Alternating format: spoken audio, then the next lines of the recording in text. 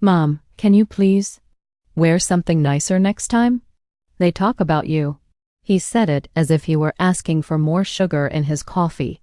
Calm, ordinary, but nothing about that moment was ordinary to me. I remember standing there, holding the casserole I'd spent the afternoon baking, the smell of rosemary still clinging to my hands.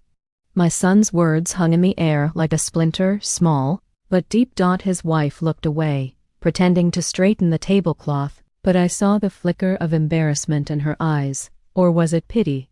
I wanted to ask, "Who's talking about me?" But instead, I just nodded and said, "All right, honey." That night, when I went home, I folded that same dress he didn't like, the one I'd worn to his high school graduation, and put it away for good. Most mornings in Maple Bridge started the same way for me. I woke before the sun, when the sky was still the color of dishwater and the porch boards felt cool under my feet. The coffee maker burbled in that steady way like an old friend clearing his throat, and the little kitchen clock that had hung there since '85 ticked like it was counting prayers. I liked simple things, the smell of fresh coffee, the rumble of a train 2 streets over, the way my neighbor's flag snapped on chilly mornings. I kept the house my husband, Earl, and I bought when our son was 6 white siding blue shutters, hydrangeas that turned from snowball white to bruised blue as the summer waned. Earl had been a careful man with money, not flashy. He taught high school shop and did small cabinetry jobs on weekends. He saved receipts in cigar boxes and kept a little notebook for our bills. When he died, the grief was so big it made everything else feel small, even the money matters. But it turned out Earl had quietly collected more than sawdust and smiles. He'd bought and held a few parcels around town, some scrubby lots near the highway, a brick storefront on Main, and an odd little swath of land west of the church where the ground rose up like a sleeping whale. He called that piece the Ridge. "Land doesn't run out," he used to say, pointing with his pencil like he was circling a spelling error. "They can stack buildings to the moon, but the dirt under it is the same size it was yesterday."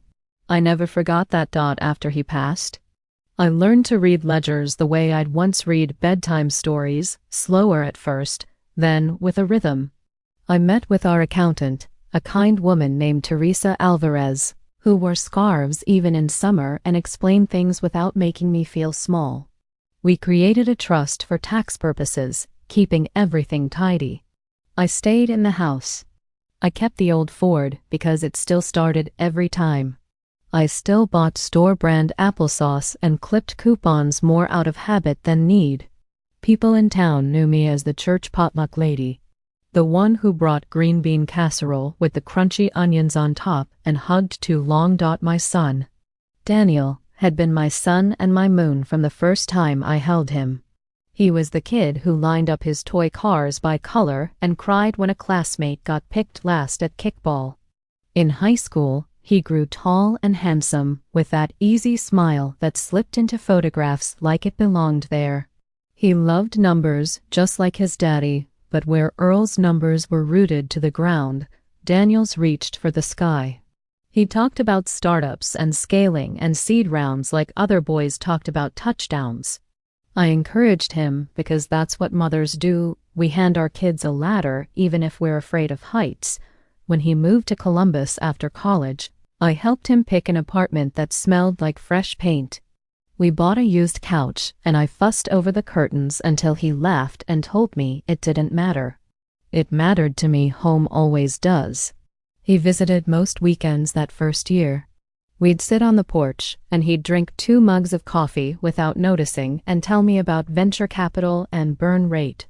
I didn't always follow, but I liked watching his hands move when he talked. Same little callus on his thumb from where a pencil used to rest. Even though now it was all laptops and slideshows, I kept busy.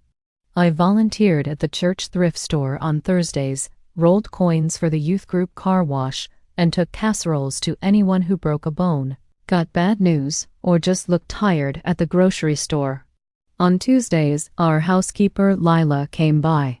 Housekeeper makes it sound fancier than it was, She'd started as a nurse's aide who helped Earl with his physical therapy, and after he died, she kept stopping by.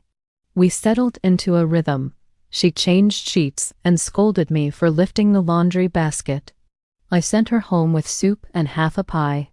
We traded care in the way women do without keeping score.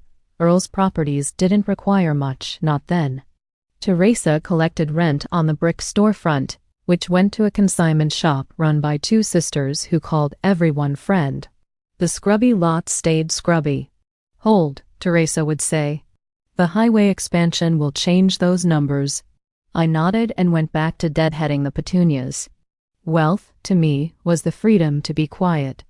I didn't buy new things unless the old ones begged me to.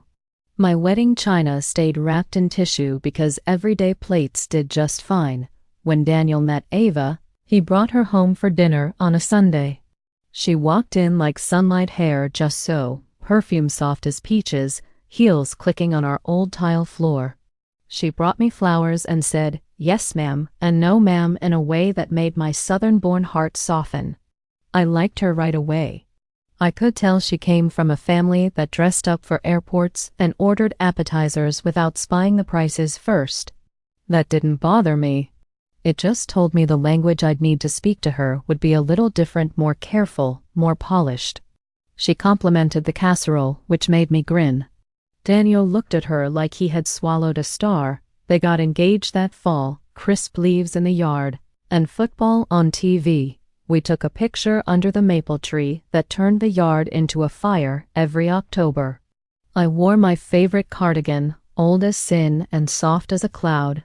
Ava's parents invited me to dinner at their place in the suburbs, the kind of neighborhood where driveways curved and mailboxes matched. I ironed my good dress, the navy one with tiny white dots, the one I'd worn to Daniel's graduation. I put on Earl's watch like I always did when I needed steadiness. Their house smelled like candles that never ran out. Her mother had a voice like clinking ice and a smile that never quite landed. Her father shook my hand like he was measuring it. They showed me their wine fridge and the renovated kitchen with 2 islands because one wasn't enough. I said, "It's beautiful," and I meant it because it was. Beauty comes in lace curtains and granite counters, and sometimes in the way a person lifts a tumbler so gently, you can tell their mother taught them to respect breakable things. That first dinner went fine enough. I told a few stories about Daniel running through sprinklers and losing his front teeth on the church steps, stories that make mothers glow and sons groan. Ava laughed, which made me braver. I drove home with the radio low, thinking we could be a blended family of sorts, different frosting, same cake. I didn't see the cracks then. Love will do that. It lends you sunglasses in a dim room. I went back to my rhythms. I clipped recipes from the paper, even though I could look them up online. I walked circles at the mall when it was too cold for the park, nodding at the same walkers who wore white tennis shoes and zip jackets even when the sun came out. On Fridays, I wrote Earl a letter like I always did, folded it neat, and tucked it in the bottom drawer of his dresser with the watch boxes and stray screws. I told him what the hydrangeas were doing, how the consignment girls were swapping out sweaters for scarves, how our boy had found someone who made his whole face smile. I was content, mostly. My life was small on purpose. People sometimes confuse that with being poor. I was either poor or rich in the ways they meant. I was careful. I was steady. I'd learned that quiet could carry you farther than noise if you let it. The week before the engagement party, I stood at the kitchen sink peeling apples for a pie. The knife whispered against the skin, the peels curled like ribbon, the radio murmured soft hymns from the AM station. Lila wiped the counter and said, "You ready for all this fancy business, Miss Ruth?" I laughed and told her I'd wear my good dress and my church shoes and mind my manners. She patted my arm. "You mind your dignity too." I promised her I would. At the time, I didn't realize how quickly that promise would be tested, or how much it would cost to keep it. The morning of the engagement party smelled like cinnamon rolls and nerves. I remember standing in my kitchen, wrapping the pie I'd baked, when the phone buzzed. It was Daniel. He sounded distracted, words quick like stones skipping across water. "Mom, don't worry about bringing anything," he said. "They're having it catered. Just come and enjoy yourself." Something in his tone pricked me. Daniel loved my pies. He once said no celebration felt real without one. But I brushed it off, told myself he was just busy. When I arrived at the country club, the parking lot shimmered with cars too shiny to be driven every day. Inside, the air smelled faintly of roses and perfume. Ava's mother, Diane, met me at the door in a sequin jacket that probably cost more than my car. "Ruth," she said, her smile polite, her eyes not. "How lovely you could make it." I thanked her and handed over the small box I'd wrapped, a family brooch, blue stones that once belonged to my mother-in-law. Diane turned it over like she was inspecting a receipt. "Vintage," she said. "How quaint." I smiled. "It's old, but it's got stories." She hummed, not listening, and gestured toward the tables already full of guests sipping champagne. When I spotted Daniel, my heart softened. He looked so proud, standing tall in his suit. I waved and he saw me, but his smile faltered for a second before he recovered. He turned to Ava, whispered something, and she led him toward me. "Mom, you made it," he said, hugging me, but his arms didn't linger. "Wouldn't miss it for the world," I told him. Ava kissed my cheek. "We're so happy you're here," she said, but her eyes darted to my dress, the same navy one with tiny white dots. I suddenly felt like a stain on the fabric of their perfect evening. I found a quiet seat near the back, next to the floral arrangements taller than I was. A photographer floated around, snapping pictures of the family. When I started to stand, he hesitated, glancing toward Ava's mother. Diane shook her head almost imperceptibly. He smiled apologetically and moved on. That was the first real crack. Later that night, I overheard two of Ava's cousins whispering near the buffet. "She's his mom?" I thought she was the help. I pretended I didn't hear, scooped a little potato salad onto my plate, and sat down. When Daniel dropped me home afterward, he kissed my forehead like always, but the ride had been quiet, too quiet. Before I got out, he said softly, "Mom, maybe next time just let us handle the gifts and stuff. You don't have to worry about all that." I smiled. "Of course, honey. Whatever makes things easier." He didn't notice the tremble in my hands. That week, I told myself I was imagining things. But little changes crept in like ants through a crack in the floorboard. Calls got shorter. Visits became excuses. "Busy week, Mom. We'll stop by soon." When I finally saw them again, at the rehearsal dinner, it happened. That's when he said it. "Mom, can you please wear something nicer next time? They talk about you." And suddenly, all the polite smiles and soft apologies from before made sense. It wasn't busyness. It wasn't distance. It was a shame. My own son was ashamed of me. I didn't cry that night. Not yet. Instead, I went through old photo albums, birthdays, graduations, Christmas mornings. Daniel with frosting on his nose, Daniel with his first report card, Daniel holding my hand at Earl's grave. I traced his face in one photo and whispered, "What happened to you, baby?" But I knew what happened. He'd stepped into a world where love was measured in brands. And I didn't fit the dress code. A few weeks after the wedding, the house felt quieter than it ever had. I used to fill the silence with the hum of the television, or by letting the coffee pot run longer than it needed to, just to hear something alive in the kitchen. But quiet has a way of finding you, even when you try to drown it out. Daniel called every so often. Quick little check-ins that lasted no more than a minute. "Hey, Mom, just wanted to say hi. How's Ava?" I'd ask, "She's good. Busy with the boutique opening?" Then he'd hang up before I could say much else.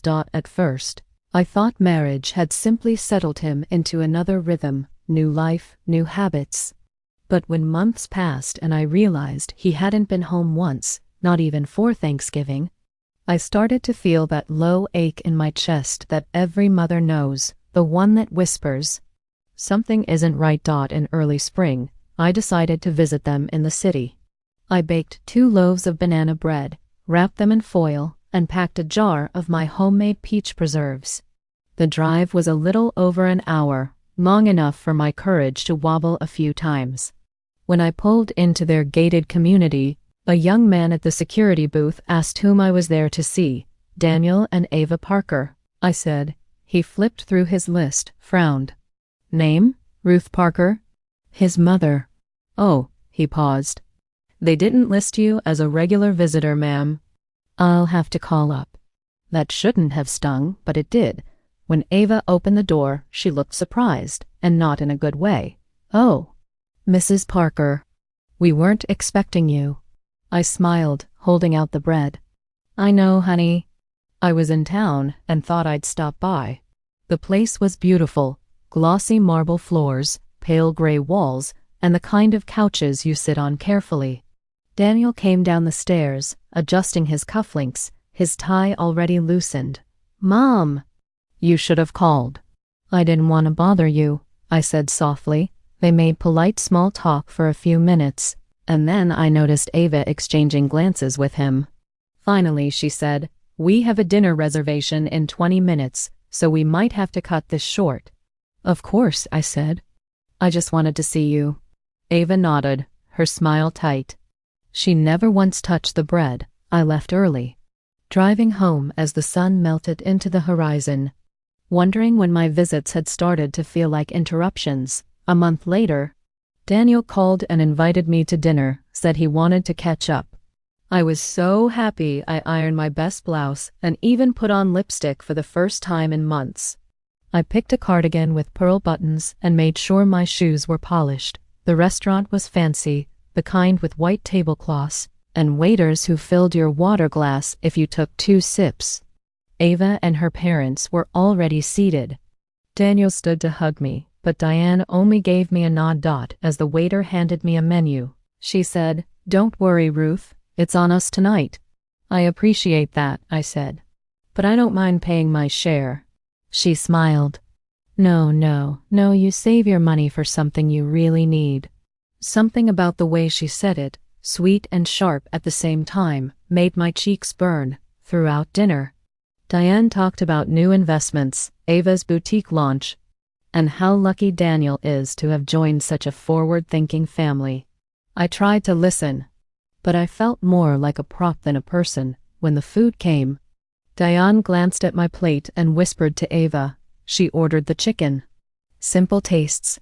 Daniel must have heard, but he didn't say a word. After dessert, when we stepped outside, I took his arm and said softly, "Daniel, did I embarrass you somehow?"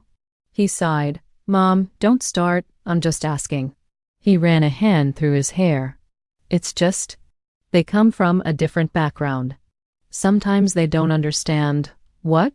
Simplicity?" I asked. "Your way of doing things." I stared at him, trying to recognize the boy who once told me he'd buy me a big house someday. "I see," I said finally. "Well, tell them I said goodnight."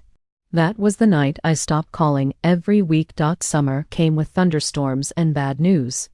Daniel's business was in trouble. Too many investments, too little return.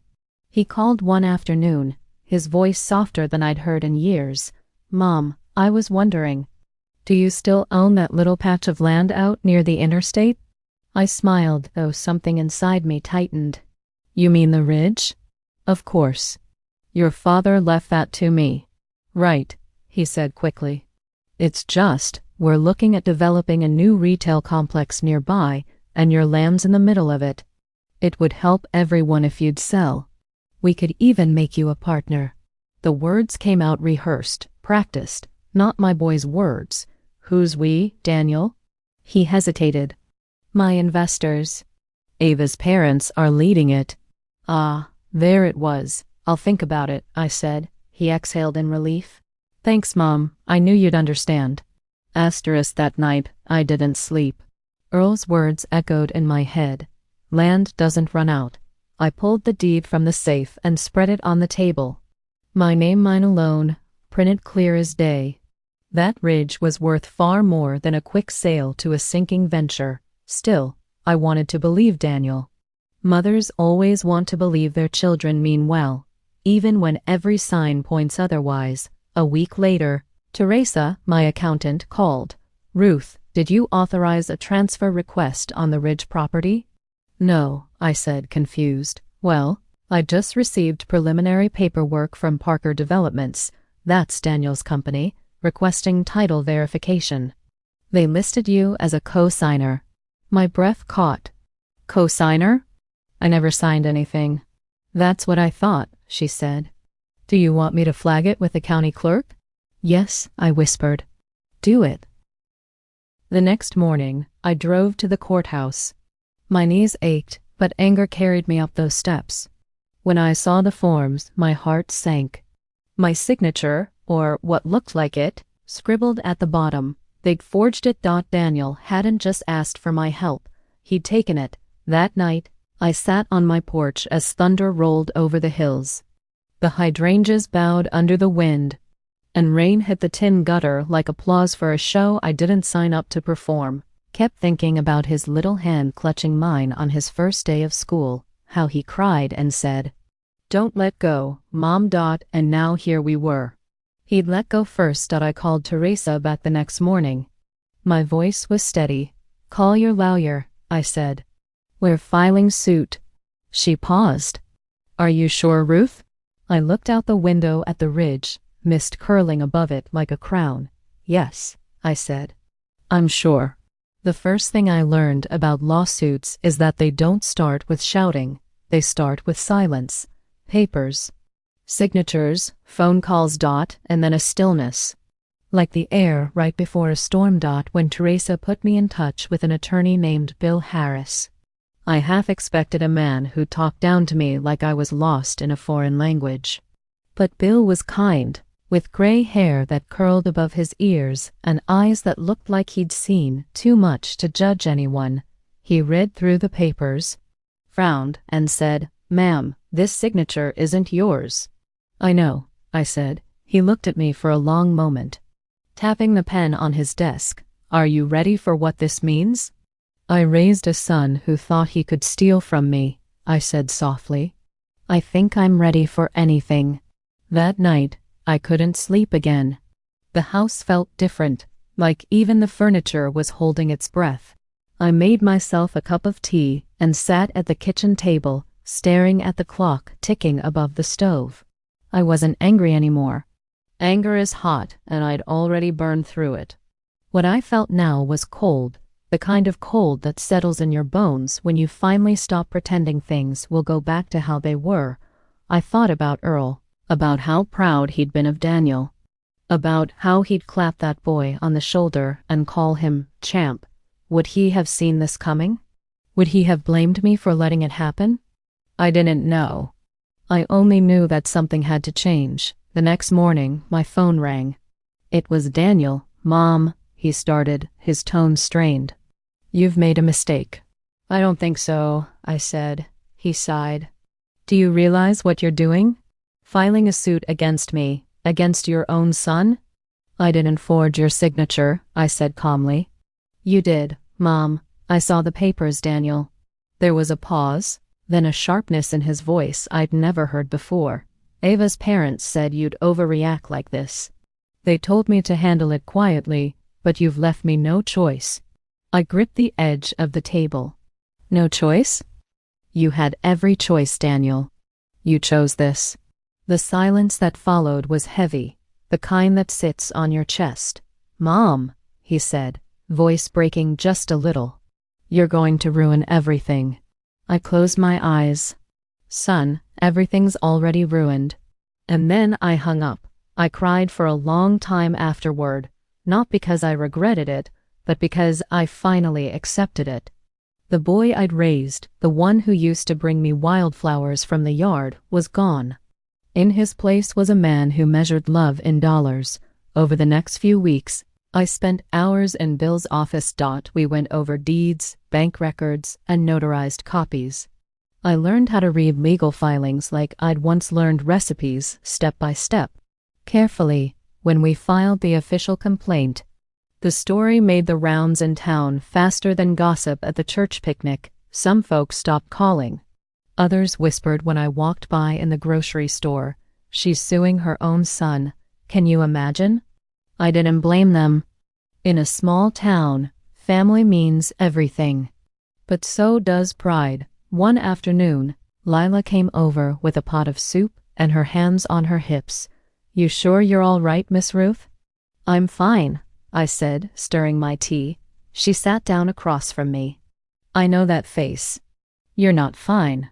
You're strong. There's a difference." I smiled. "Maybe I'm both." She reached across the table and squeezed my hand.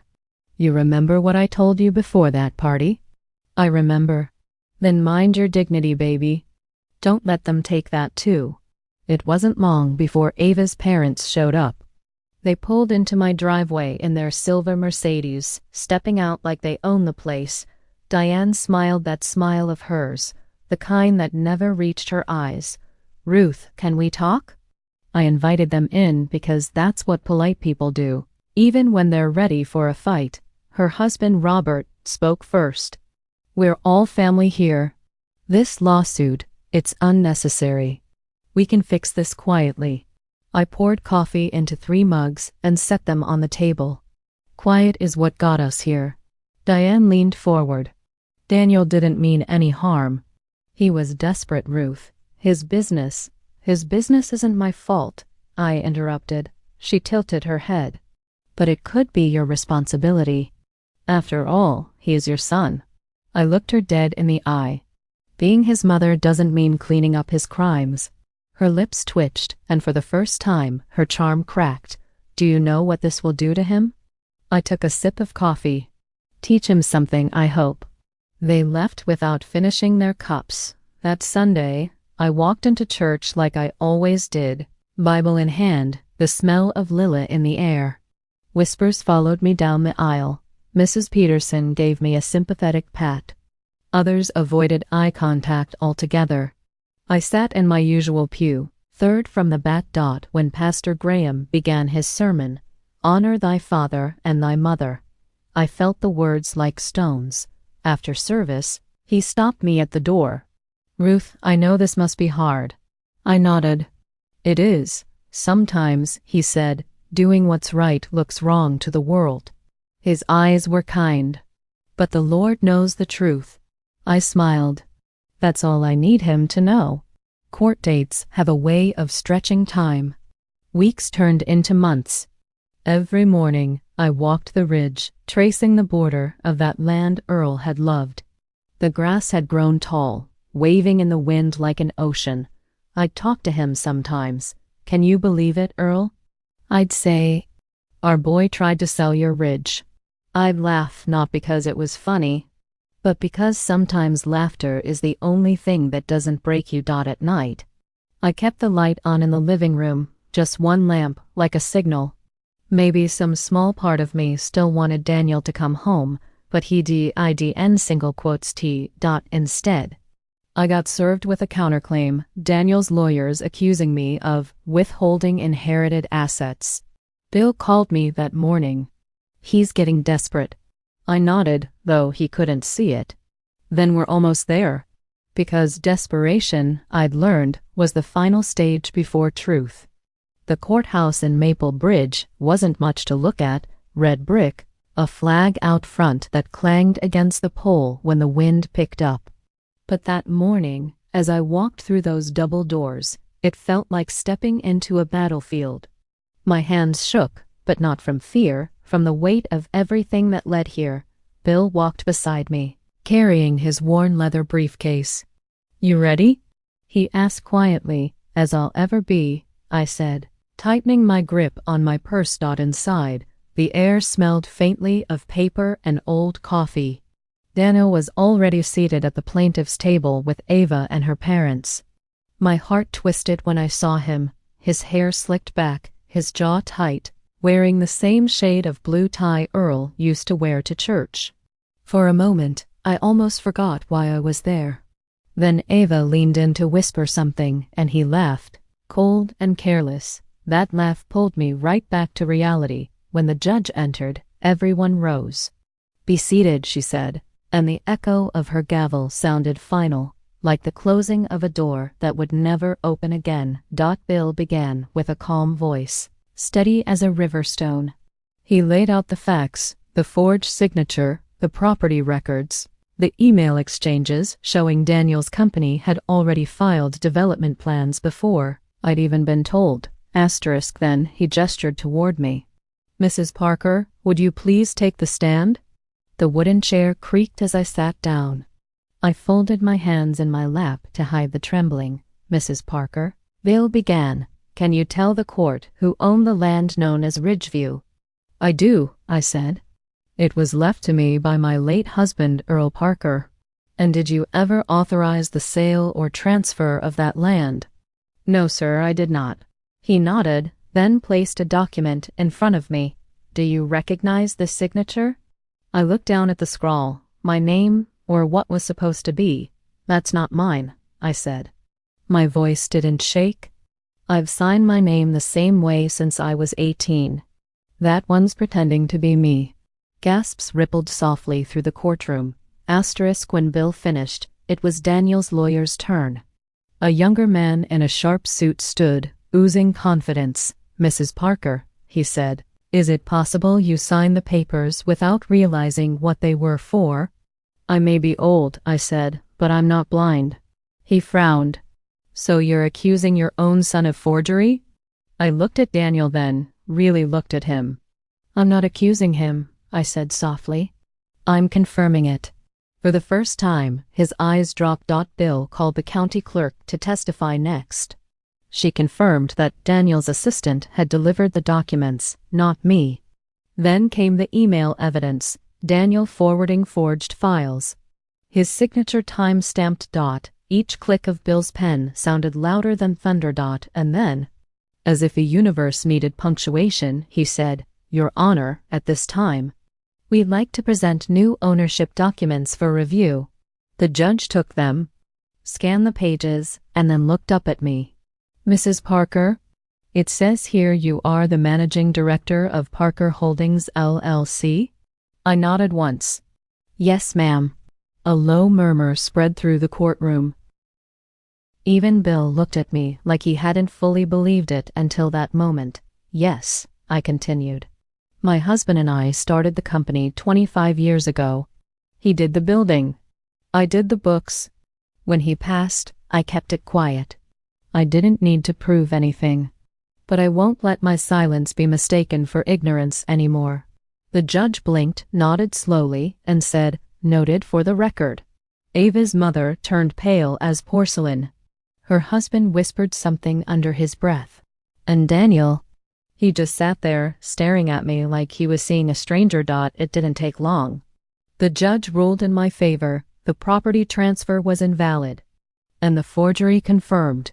Daniel's company was ordered to repay all filing and legal fees. When she struck her gavel for the last time, I exhaled so deeply it felt like the first breath I'd taken in months. Daniel approached me afterward, his face a mix of anger and shame. "Mom," he said under his breath, "you humiliated me." I turned toward him slowly. "No, Daniel, you did that to yourself." He clenched his jaw. "I just wanted to make something of myself." "You could've," I said, "if you hadn't tried to take what was never yours." He looked away, and for a split second, I saw the boy he used to be, lost, scared, small, but love doesn't excuse betrayal. So I walked right past him. Outside the courthouse, reporters had gathered. "Mrs. Parker, is it true you sued your son? Are you really the owner of Parker Holdings?" I stopped on the steps, the afternoon sun warm against my face. "Yes," I said. "Both are true. Why?" Someone shouted. I smiled, small and steady. "Because respect isn't inherited through blood or money. It's earned, and sometimes it's reclaimed." The microphones leaned closer, but I was done talking. I walked to my car, each step lighter than the last. Over the next few days, My phone rang constantly, some calls full of pity, others full of awe. The church ladies who'd whispered before now left casseroles at my door. The local paper ran a headline, "Local widow wins case against son, quiet matriarch revealed as business leader." I didn't want to be a headline. I just wanted peace. When Lila came by, she grinned and said, "Well, Miss Ruth, you sure stirred the pot." I laughed, tired but free.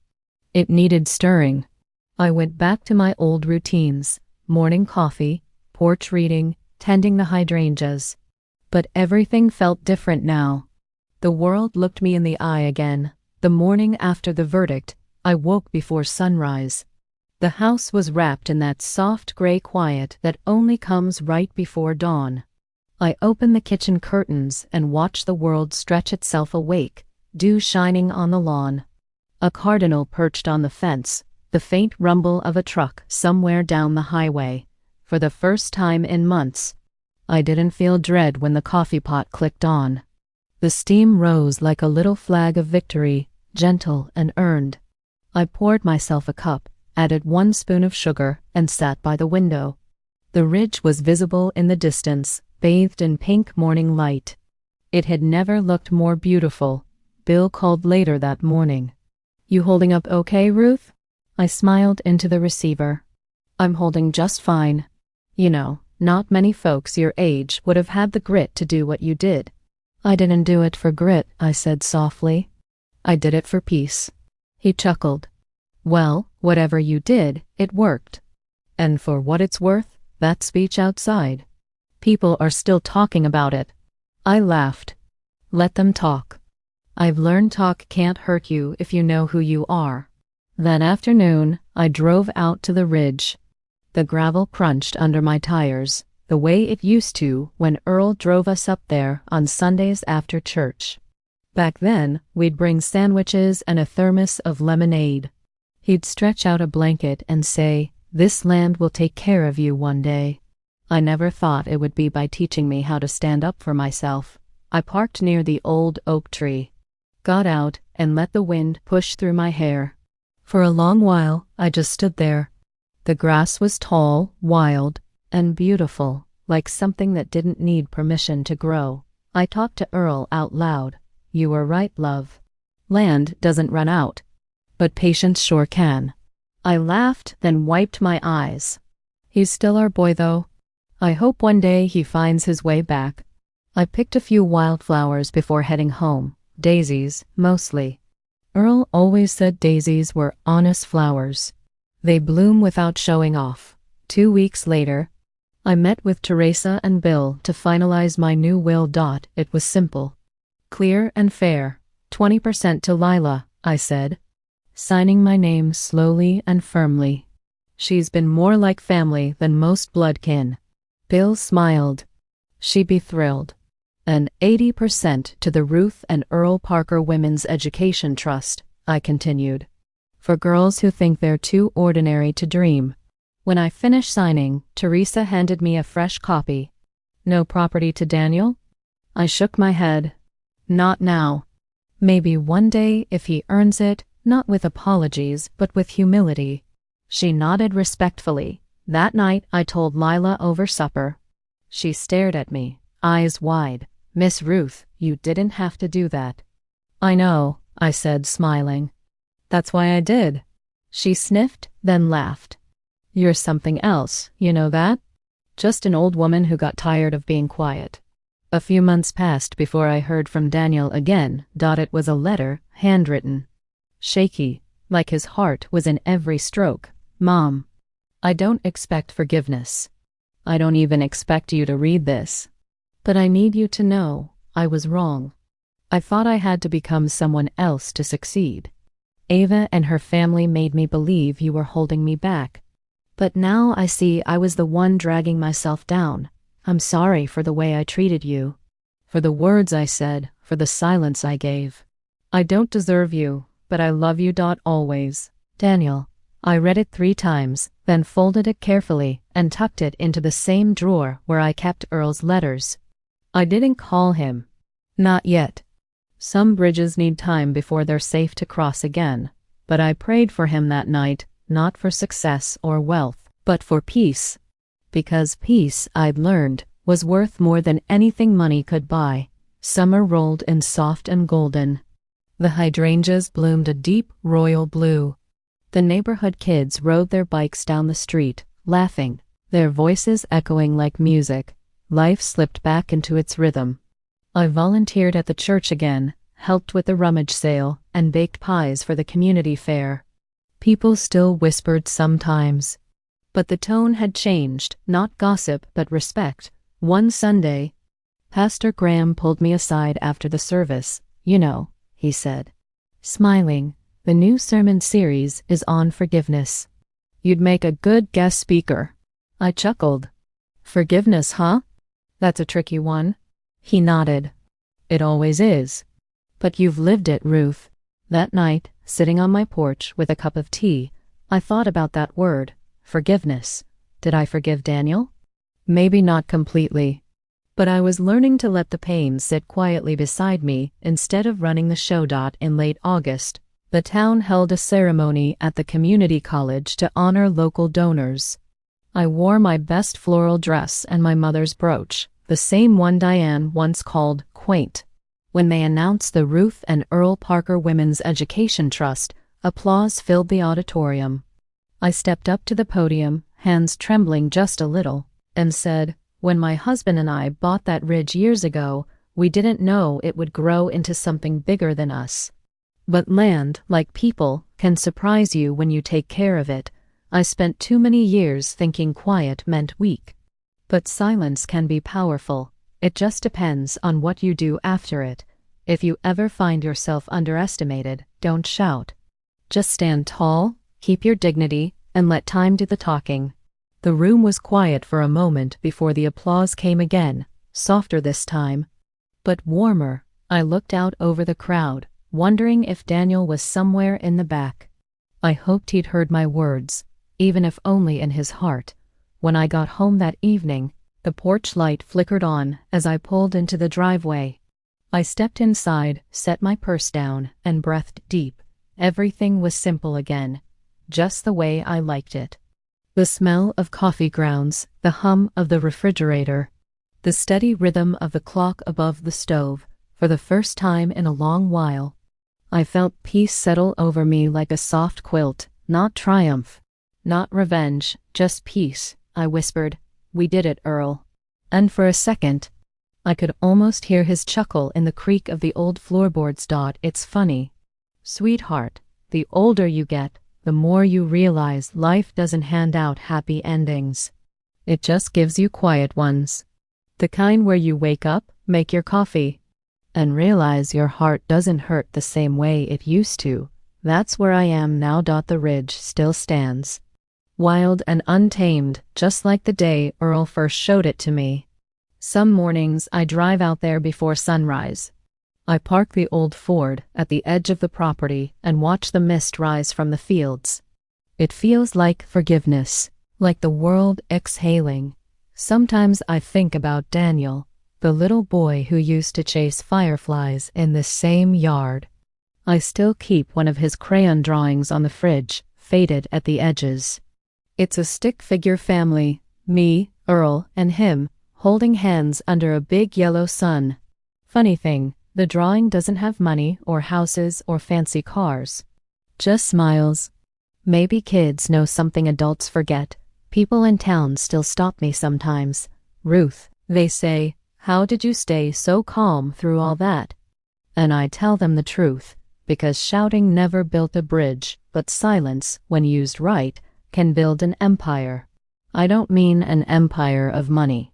I mean an empire of respect, of peace, of knowing your worth without having to prove it.